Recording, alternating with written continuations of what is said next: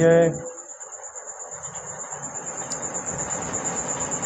આત્મધર્મની અંદર સંતો વાતો કરી ગયા છે અને ભગવાન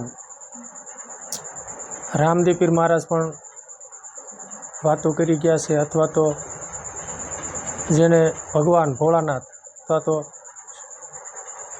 શંકર ભગવાન કહે એ પણ મા પાર્વતીને તે ગુરુ ગીતા એને સમજાવી છે. શંકર ભગવાને તો અખોટ જ્ઞાન માતા પાર્વતીને દીધું છે. ઘણી દાણા આપણે વાત કરી ગયા કે રામચરિત માનસના પ્રથમ વક્તા હોય તો ભોળાનાથ છે અને પ્રથમ શ્રોતા હોય તો માં પાર્વતી છે, કારણ કે એને આ જ્ઞાન કથેલું છે, બ્રહ્મની વાત એને કરેલી છે. અને એનું એ જ્ઞાન આજ આપણને સંતો મહાપુરુષો આપણને સમજાવે છે. અને ગમે એ રીતે કોઈને કોઈ વાત તત્વજ્ઞાન ઉપર લાવી નિરાકારની વાતો કરી અને કેવલ એક જ હેતુ હોય છે કે આત્માની અનુભૂતિ કરો, તમારા પ્રાણાયામ કરો, એટલે તમારા સ્વરમાં તમે ધ્યાન આપો. સ્વર થકી જ બધું છે પ્રાપ્ત થાય છે. સ્વર થકી સૌદે લોકમાં પહોંચવું હોય તો સ્વરના આધારે પહોંચી જવાય છે.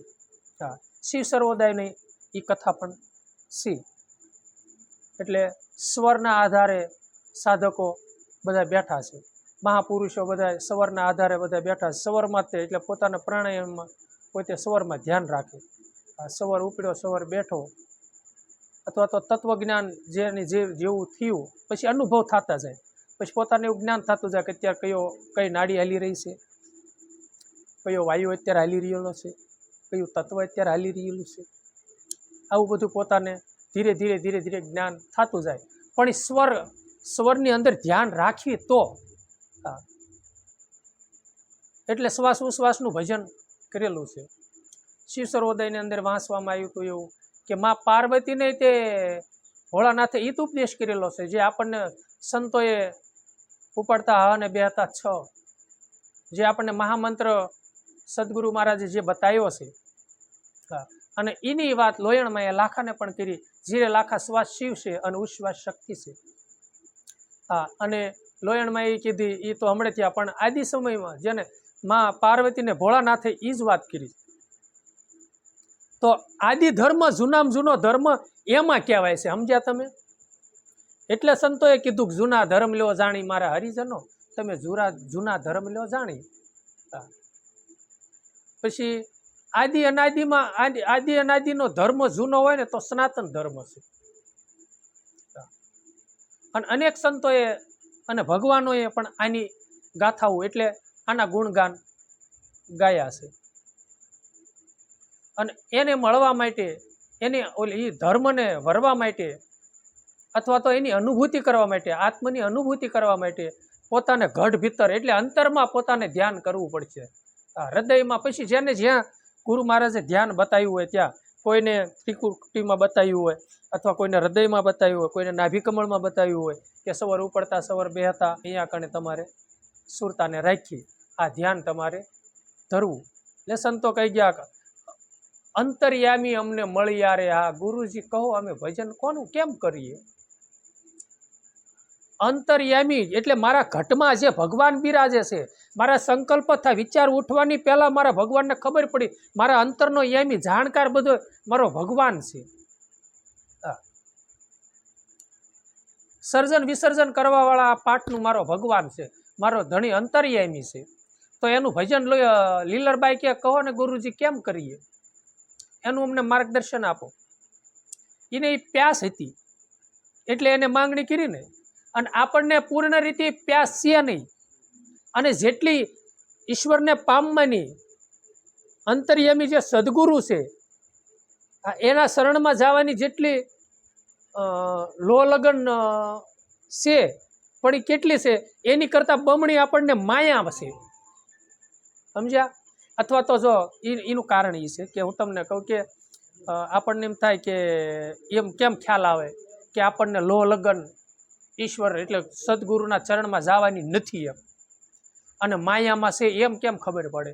તો આપણે જ્યાં ભજન કરવા બેહવી અને જ્યાં ધ્યાન ધરવી ત્યાં જેનું ચિંતવન ને જે સંકલ્પ વિકલ્પ કર્યા વિચારો કર્યા હોય જેનું ચિંતવન કર્યું હોય એ વસ્તુ સામે આવીને ઊભી રહે અને આપણને ધ્યાન ન લાગવા દે. પછી આપણા મનને જે વસ્તુ પ્રિય લાગી છે એ વસ્તુ સામે આવીને ઊભી રહેશે. બરાબર. અને બીજું કે આજ ભજનમાં બેઠા હતા છતાંય તે મારું મન કેન્દ્રિત થયું નહીં, એકાગ્રતા થયું નહીં, તો એનો વલોપાત થતો નથી મનને. બરાબર. ઝાઝુ બેહાણું નહીં તો એનો વલોપાત થતો નથી. બરાબર છે. અને બીજા કાર્યની અંદર આપણે બહુ સમય આપીએ છીએ, એની સામે ભજનમાં આપણે આપતા નથી, એટલે તરત જ ખ્યાલ આવ્યો ને. બરાબર. ભજનમાં બેહવાનો સમય ન આપીએ તો કાંઈ નહીં, હાલો ગ્રસ્તી સીવી કલાક 2 કલાકનો કદાચ મળ્યો ટાઈમ. બરાબર. પણ ભાઈ સમરણ કરવામાં ક્યાં પૈસા દેવા પડે છે?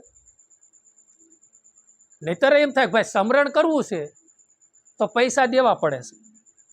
બરાબર. અથવા તો સમરણ કરવી છે તો હાથ પગ હલતા બંધ થઈ જાય છે. કામ કરવાનું જે કાંઈ કપા વીણવાનું જે કાંઈ પુરુષાર્થ હોય એ સમરણ કરવામાં બંધ થતો હોય તોય બરોબર છે. હાવ દમડી સૂકવા વગરનું એ કામ છે. પછી બીજું કે વિચારો કરવા તો શુદ્ધ વિચારો કરવા, પોતે પોતાના સ્વરૂપના આત્માના વિચાર કરવા, અથવા તો સત્ધર્મના જે કાર્ય કરીએ છીએ સત સેવાના આવા વિચારો કરવા. વિચારો કરવામાં તે કાંઈ પૈસાની જરૂર તો પડતી નથી. અથવા તો કોદાળીએ ધરો નીંદતા હોય, દાંતડીએ નીંદતા હોય તો કાંઈ હાથ બંધ કરવાનો નથી. પણ જીવનમાં જાગૃતિ જેટલી લો લગન એ ઘરે પહોંચવાની છે, ગુરુના ચરણમાં પહોંચવાની જે તીવ્ર ગતિ આપણી હોય અથવા તો એ ભાવ હોવો જોઈએ એ છે નહીં મંજીભાઈ. સમજ્યા તમે? એ ભાઈ છે ને હવે તો ઓલા ગુરુવારે કાંઈક વાત કરી હતી કે પૈસા કમાણા, બરોબર છે, 99% એમાં ભાવ રહ્યો ને 1% ભક્તિનો ભાવ રહ્યો આપણને. હવે 99% ભાવ રાખીને જે વસ્તુ કમાણા, હવે પછી 99% જેની પ્રત્યે ભાવ છે એના જ વિચારો આવે ને, ઓલા 1%નું શું આવે? બરોબર. પછી એ પૈસા કમાણા 10 લાખ દાખલા તરીકે, એ 10 લાખ કમાણા 15 લાખનો બંગલો કર્યો એટલે 5 માથે કર્યા. પછી 5 માંડ ભરી રહ્યા ત્યાં છોકરાને પરણાવવાનો ટાઈમ આવી ગયો, બીજા 5 ભેગા કર્યા, વળી 5 બીજાનો ત્યાં બીજા નાના મોટા બીજા પ્રસંગો વળી બીજા 5 ભેગા કર્યા. એ 5 ભેગા કરવામાં એ 5 જે ભેગા કરવામાં છે ને મનોમંથન મંજીભાઈ એનું કરે છે, ચિંતવન એનું થાય છે. સમજ્યા? જોકે કરવું જ જોઈએ, ક્યાં પૈસા કમાઈશું, ધંધો કેમ થાય છે એ કરવું જોઈએ, પણ એની હારોહાર સમરણ પણ કરવું જોઈએ. નવરા પીડ્યા અથવા તો એ કામ ચાલુ હોય, હીરા ઘસતા હોય, કોઈ પણ કાર્ય હોય તો સમરણ ચાલુ રાખો ને, એમાં ક્યાં તકલીફ છે? ધંધો પુરુષાર્થ કરો, બરોબર છે, પુરુષાર્થ કરો, એમાં કાંઈ સમરણમાં કે વિચારો કરવામાં કદાચ હાલો ને વિચારો ધંધાના કરતા હોય તો બીજો વિચાર જતો હોય ઓલા ધંધામાં ખલીલ પડે, પણ સમરણમાં ત્યાં ખલીલ પડતી નથી. પછી એ બધું કર્યું, 5 ને 25 લાખ કદાચ ભેગા થયા, બરોબર છે, અને પછી જવાનો ટાઈમ આવી ગયો, અથવા તો હાલો જવાનો ટાઈમ કાંઈ આવ્યો નહીં, આ દેહ હાવ જર્જરી થઈ ગયો, મોઢામાંથી ને લાળું પડવા મળી, આ ઘરે થોડા ઘરે બેહવા જવા એવો ટાઈમ ન રહ્યો, કાનપુરમાં હલતાડ પડે એટલે સત્સંગનું કાંઈ સેટિંગ થયું નહીં, આ બધું ન થયું. અને પછી એમ કે ગઢપણમાં ગોવિંદ ભજ્યું તો આ ઇન્દ્રિયોના તાળા લાગવા મળી ગયા. તો પછી ઓલા હારે આવવા જે જન્મ હારે આવવાની જે કમાઈ હતી ભેગી થઈ નહીં, અને આયના રહેવાની હતી ભેગી કરી, તો એ ઠીકરા ભેગા કર્યા તોય ભલે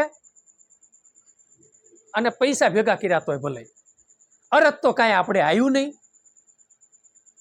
અરથ કેમ ન આવ્યું? તમને અત્યારે સત્ય ઘટના હું ક્યારેક ફોનમાં જોઉં છું એટલે કહું છું.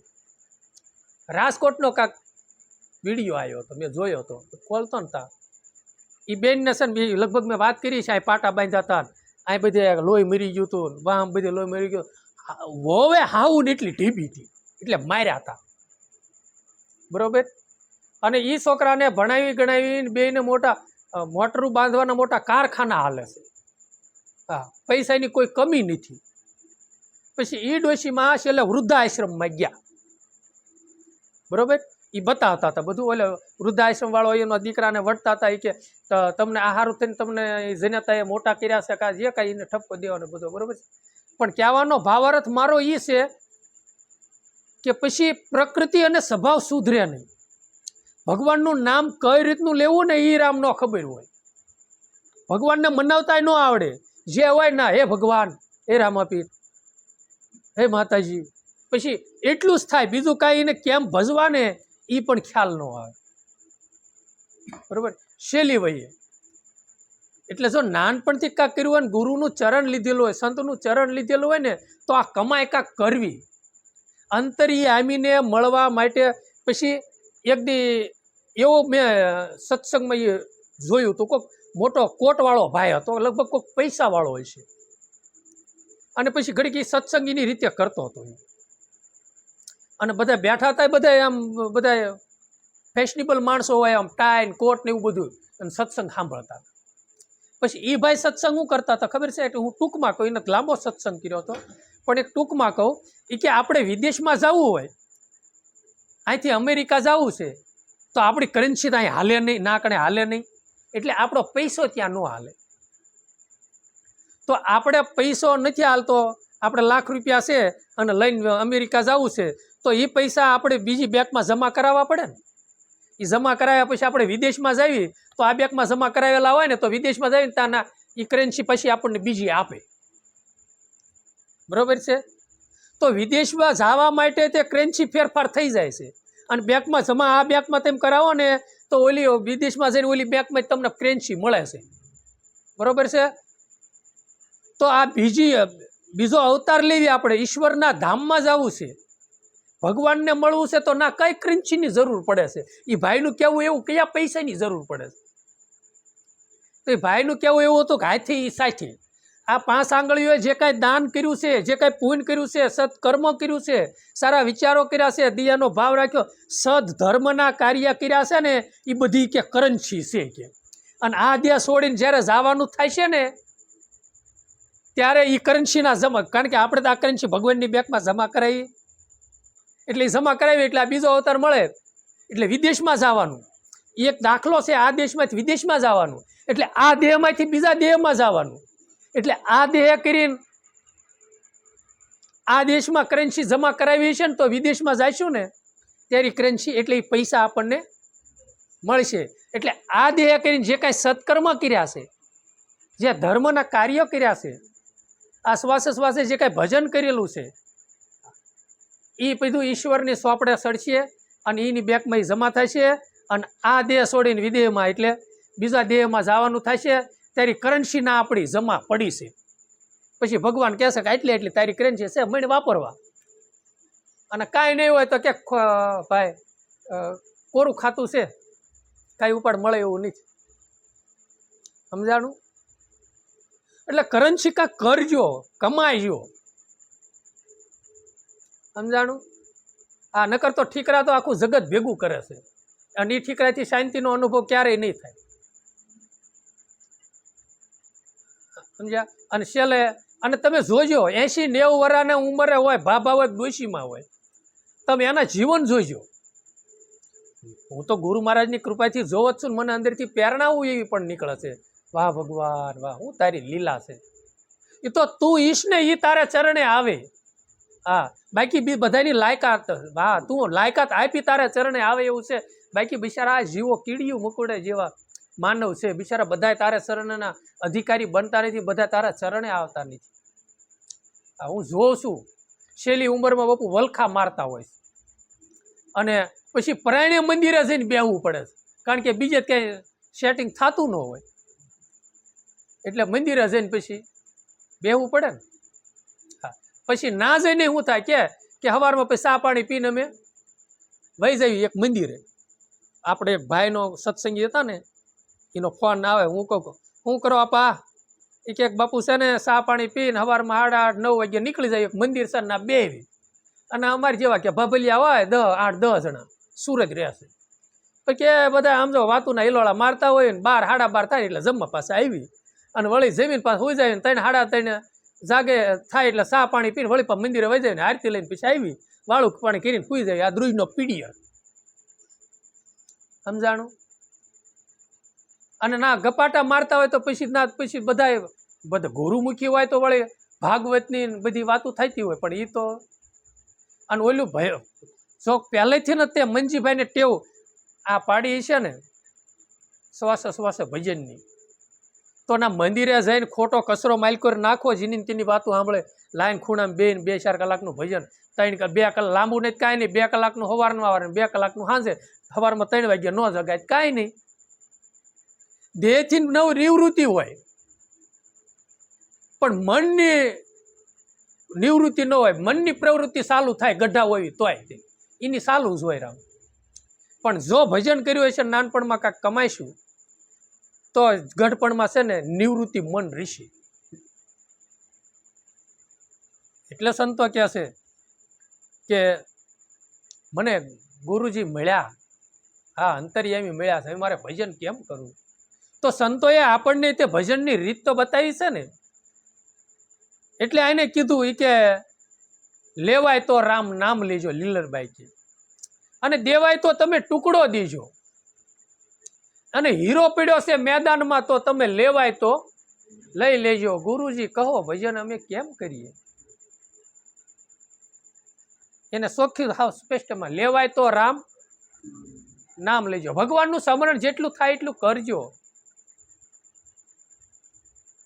કારણ કે બીજી યોનિમાં થતું નથી, બીજી યોનિને લાયકાત નથી રામ નામ લેવા માટેનું.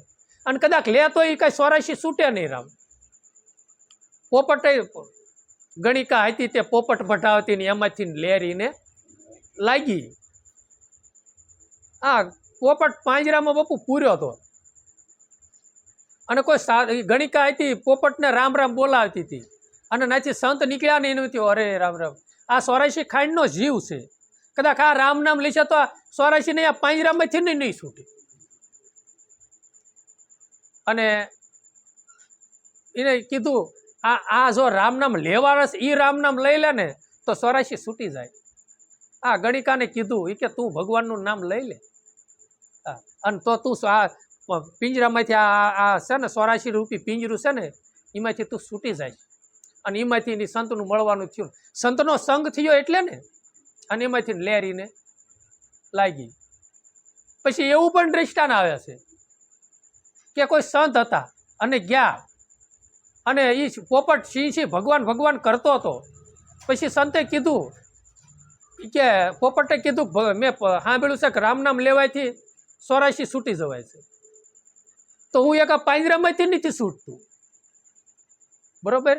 એટલે જો ના એક મહત્વનું રહસ્ય ગુઢ ભરેલું દ્રષ્ટાંત છે. પછી સંત મળ્યા ને એટલે એને યુક્તિ બતાવી. એ કે જો તારા જે ઘર ધણી જ્યારે તને ખવડાવવા પીવડાવવાનો ટાઈમ થઈને આવે ને એટલે તારે બે ભાન થઈને પડી જવાનું, શ્વાસય નહીં લેવાનું, અને વહી જાય તે હતીની સ્થિતિમાં થઈ જવાનું. ત્યાં ઘર ધણી આવ્યો ને ત્યાં બે ભાન થઈને પીડ્યું એમ પડી ગયું, કાંઈ નહીં. પછી એને એમ થયું કે આ મરી ગયું. પછી એ પાંજરું ખોલી નાખ્યું, ને ખોલીને આમ જ્યાં વાં વળ્યો ત્યાં ફટફટ કરતું ઉડી ગયું. એ પાંજરામાંથી ને મુક્ત થયું ક્યાં ના લઈને સંત મળ્યા એટલે એને યુક્તિ બતાવીને એટલે એની મુક્તિ પાંજરામાંથી થઈ. સમજ્યા તમે? એમ આપણને ગુરુ મળ્યા ને, અને ગુરુ મળે ને તો જ યુક્તિ અને મુક્તિ થાય, અને ગુરુ ન મળે ને તો 84 રૂપી પાંજરામાંથી છૂટવી એવું નથી. સમજ્યા? એટલે સદગુરુ મહારાજે કૃપા કરી, અને આપણને ગુરુ બાપુ મળ્યા એટલે આ ક્ષણિક છે બાપુ બધું. આના મહાપુરુષો આ એકને એક દેહ કરીને ને આના મહાપુરુષો કેટલે જન્મો આપણને કપડાં બદલાવીને એટલે અલગ અલગ અવતાર લઈ લઈને આપણને ધર્મ સમજાવવા માટે. હા, બધા સંતો ગુરુ એક જ છે બાપુ. હા, એના એ મહાપુરુષો આ ખાલી કપડાં બદલે છે. ઉગારામ બાપુ હતા તો ઉગારામ બાપુએ નકરી આ ધર્મની સ્થાપના કરી એવું નહોતું. ઉગારામ બાપુ આપણે માથાનું મુંગટ છે, આપણી વેલી છે, પણ એને ભક્તિ દીધી તો હીરસાગર બાપુએ ને, અને હીરસાગર બાપુથી તમે લો ને આગળ બધું. અને ઉગારામ બાપુ છે ને એ બાપુ જન્મનો યોગી છે. આ મેં વાતું સાંભળેલી છે રામ, કે ઉગારામ બાપાએ કીધું તું કે પ્રહલાદ જ્યારે થંભને બધ ભરાવાની થયું ત્યારે મારો વાલીડો થંભ ફાટીને પ્રગટ થયો તેથી આ એ સભામાં બુઢિયો બેઠો હતો. હા, એ વાતું આપણે સાંભળેલી છે સંતોના મુખેથી, બરોબર. અને સત્ય જ હોય ને, બાપુ ઉગારામ બાપુ કહેતા હતા એમ, બરોબર. તો એ જન્મના યોગી છે બાપુ, અને એ આપણને સમજાવવા સારું થઈને, હા, માર્ગદર્શન દેવા સારું થઈને જન્મ આવે છે. અને એક જન્મ નથી આપણે લીધા, આવા તો કેટલાય અવતારો લઈ લીધા છે.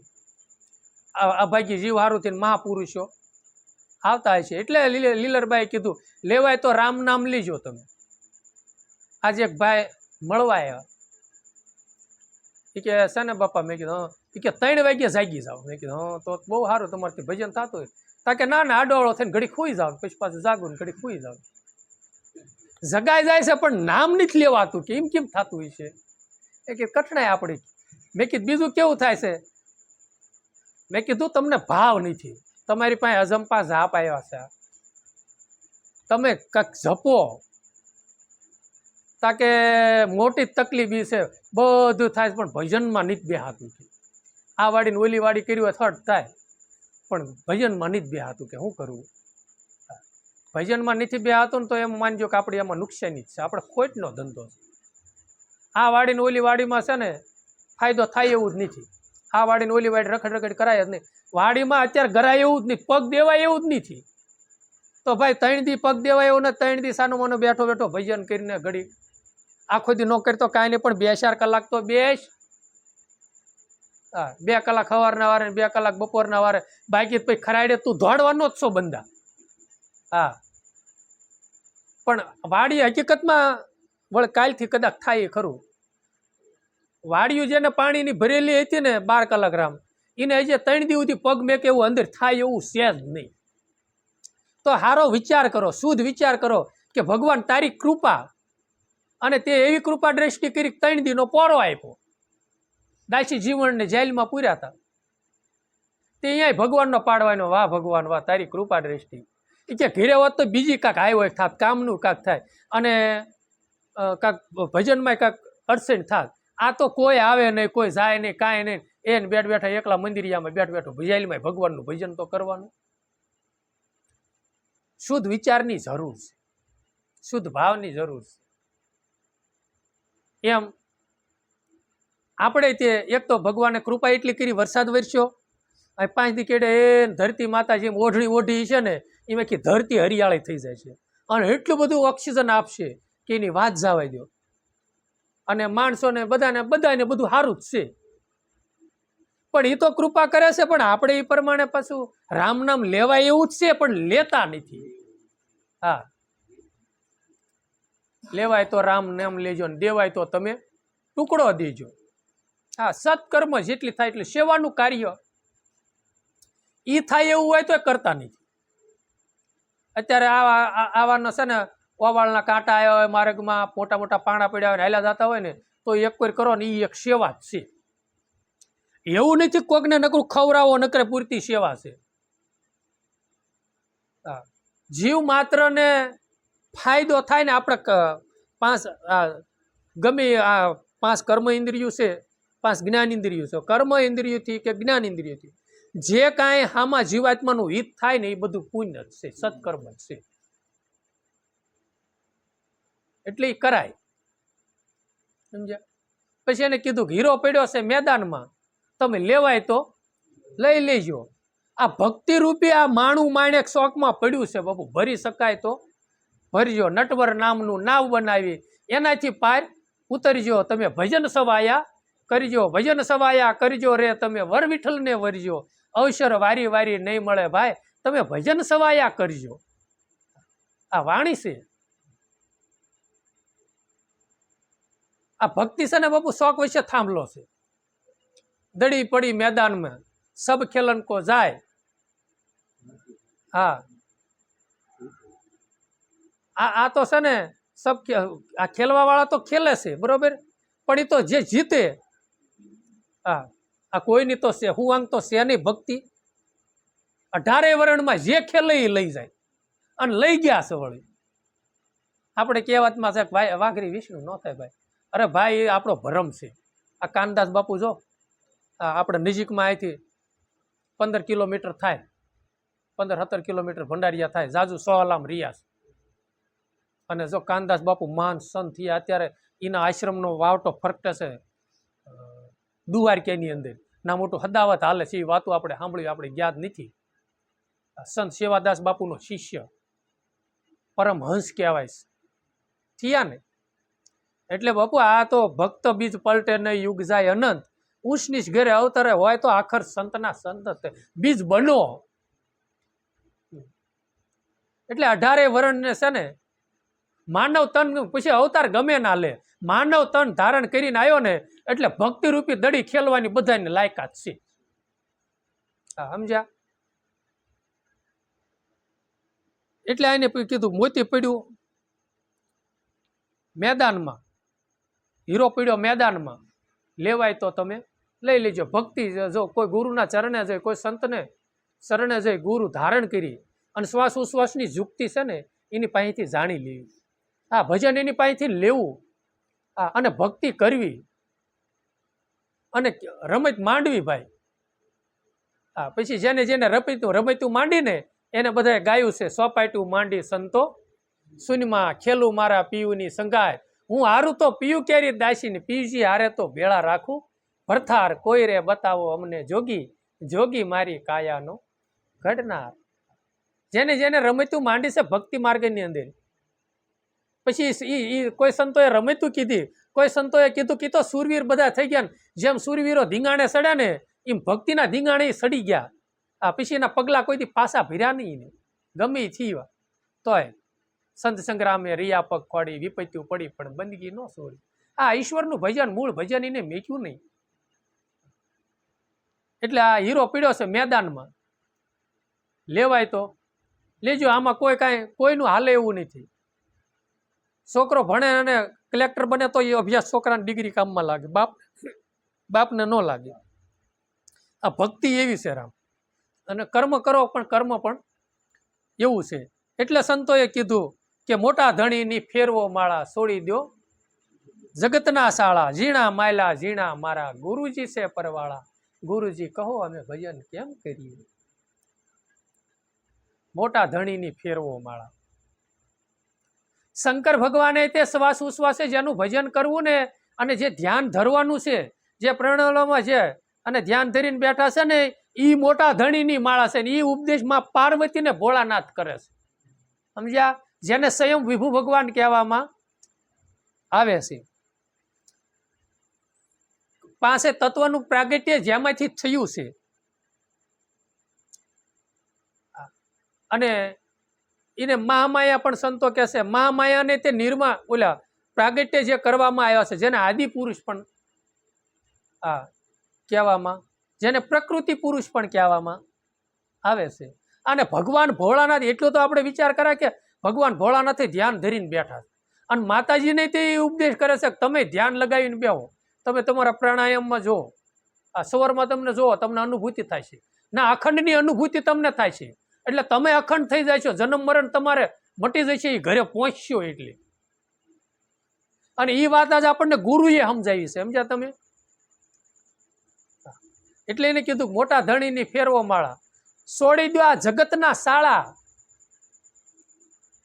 જગતના ખોટા શાળા, જે આ વિષયોને મન આધીન રહેશે. જગત પોતાના આ દેહ મંદિરની અંદર જે કામ, ક્રોધ, લોભ, મોહ, મત, જે કાંઈ દુર્ગુણો છે, અને આ દેહ છે ને એક નાશવત છે, ક્ષણ ભંગુર છે. એને પણ સંતો એક જગત કીધું છો, પિંડે છો બ્રહ્માંડે. સમજ્યા?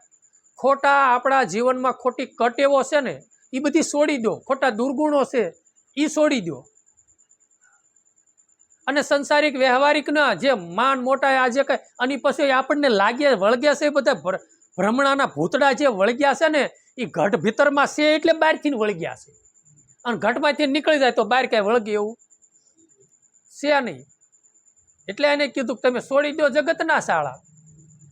ઝીણા માયલા ઝીણા મારા, ગુરુજી છે પરવાળા. ઝીણામાં ઝીણા હોય. પછી જો આ અત્યારે પવન આવે છે આપણને, તો તો પવનનો અનુભૂતિ થાય, દેખાતો નથી. તો આપણે ઝીણવટ નજરેથી જો, અને આપણે ઝીણું તો બનવું જોઈશે ને. સવાર આપણામાં સવાર આવે છે ને સવાર જાય છે, એ અનુભૂતિ થાય છે. આમ હાથ રાખો તો ખબર પડે, હાથ હારે સ્પર્શ થાય એટલે, બરોબર, પણ દેખાતો નથી. અને ઝીણા માયલા ઝીણા એ સ્વરની અંદર આ ગુરુજીએ આ ભગવાન એમની અંદર બીજા બિરાજેલો છે, જેને આત્મ તત્વ કહેવામાં, આ ભગવાન એમાં છે. એને જોવા માટે તો ઝીણું થવું જ જોઈએ. આ અનંતર્મુખ થાય એટલે લોયણભાઈ લીલરબાઈએ કીધું, આ ઝીણા માયલા ઝીણા મારા ગુરુજી છે. પરવાળાનો અર્થ હાવ ઝીણામાં ઝીણું થતું, ઝીણાથી ઝીણું છેલ્લી, હા છેલ્લામાં છેલ્લું. ઝીણામાં માનો કે તમે ઝીણાનું વર્ણન કરો ને, માનો કે ગળ્યું એટલે બહુ ગળ્યું, પછી આનું વર્ણન થાય નહીં, અનુભૂતિમાં આવે. એમ ઝીણા માયલું ઝીણા મારા ગુરુજી પરવા, એ હાવ ઝીણામાં ઝીણું, પછી એનું કાંઈ વર્ણન થાય, કેવું ઝીણું એનું કાંઈ વર્ણન થાય નહીં, એની અનુભૂતિ થાય. હા, એમ ઝીણા કીધા છે. અને પછી પાછા પૃથ્વીથી પણ પોળા કીધા છે, પવનથી પણ પાતળા કીધા છે. આવું એનું વર્ણન, એનું અદ્ભુત વર્ણન છે. આપણે તો પૂર્ણ રીતે સમજી ન શકીએ, પૂર્ણ રીતે રામ એનું આપણે વર્ણન પણ ન કરી શકીએ. એટલે એને કીધું 52 તો બજારું લાગે, એમાં ઝવેરલા નર કોક જાગે, ધ્યાન ધરીને જોઈ લો તો શૂન્યમાં તો ઝીણા ઝીણા વાજા વાગે. ગુરુજી કહો અમે ભજન કેમ કરીએ, 52 તો બજારું લાગે. કોઈ સંતોએ કીધું છે 5 ફળિયા 25 મેળ્યું, 9 દરવાજા મેં જોયા ફરી, મેં અલખ્યા પીર પુરવના, સતની જોડી મેં શિરે ધરી.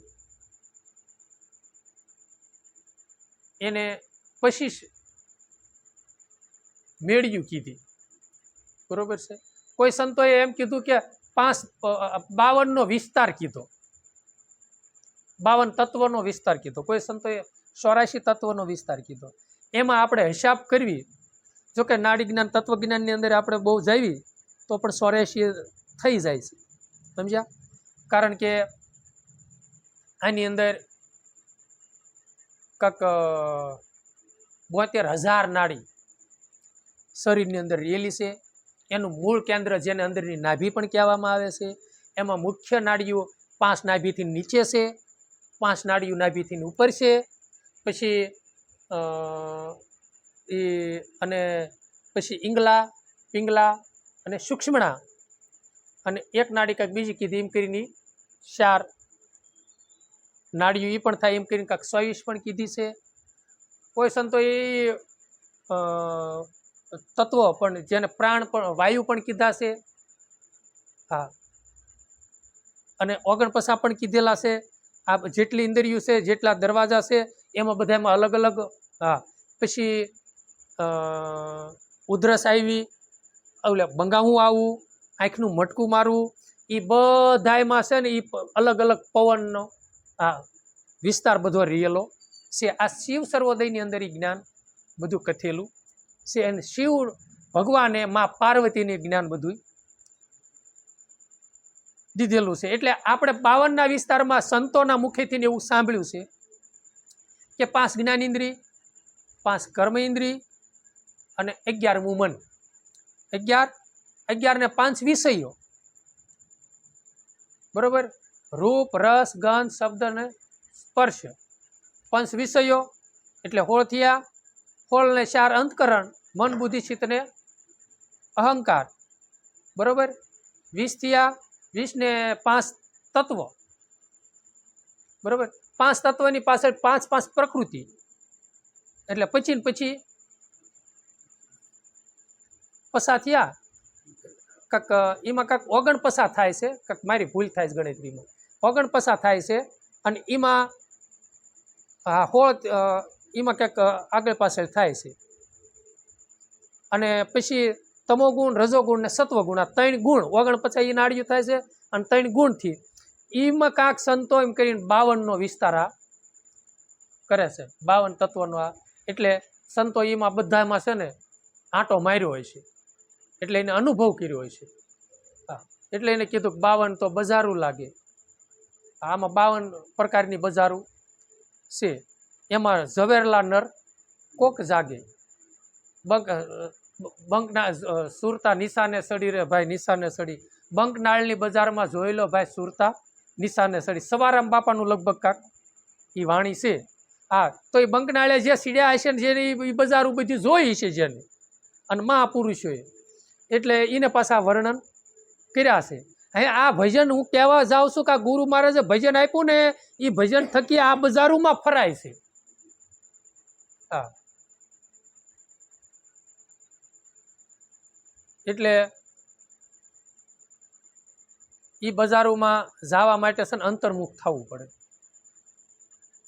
52 તો બજારો લાગે, એમાં ઝવેરલા નર કોક જાગે. એટલે એ 52 બજારોને ખોજવા વાળા કે ઝવેરલા સત્યનું ગ્રહણ કરવા વાળા કોક કોક મહાપુરુષો જાગે. કરોડોમાં કીધું, કોઈ લાખનમાં કોક કીધો. હા, એ બસ બે જાય. એ 52 બજારોની મોજ માણે. ધ્યાન ધરીને જોઈ લો તો શૂન્યમાં તો ઝીણા ઝીણા વાજા વાગે. આ લીલરબાઈએ કીધું ધ્યાન ધરી અને જોઈ લો. શૂન્ય એટલે સંતોએ કોઈ બ્રહ્માંડ કીધો જેને શૂન્ય શબ્દ પણ કહી શકાય છે. શબ્દમાં પોતાની સુરતા લાગી જાય અને ધ્યાન લાગી જાય, એકાગ્રતા થાય ને તો એને ઝીણા ઝીણા વાજા વાગે તે. બરોબર, ધ્યાન ધરી લો શબ્દમાં એટલે શૂન્યમાં, અને જોઈ લો તો ઝીણા ઝીણા વાજા વાગે. ગુરુજી કહો ભજન અમે કેમ કરીએ. પછી એને કીધું નિજ નામના પડદા ખોલ્યા, ધરણીને આકાશ ડોલ્યા. હા, નિજ નામે પડદા ખોલ્યા, ધરણીને આકાશ ડોલ્યા. બોલ્યા લીલરબાઈ અને સંતો પધાર્યા. હા, મને સંત મળ્યા મોંઘા મૂલ્ય એમ કે છે, પણ સંતો પધાર્યા મારે મોલે. ગુરુજી કહો ભજન અમે કેમ કરીએ. એટલે એને કીધું નિજ નામે. નિજ નામ આપણને સદગુરુ મહારાજે જે આપ્યું ને એને નિજ નામ પણ કહેવાય. નિજ નામ આત્માના નામની તો બધાને ખબર જ છે ને કે આ ઓળખ આપણને ગુરુ મહારાજે કરાવી છે. ખાસું નામ આવડું આ છે.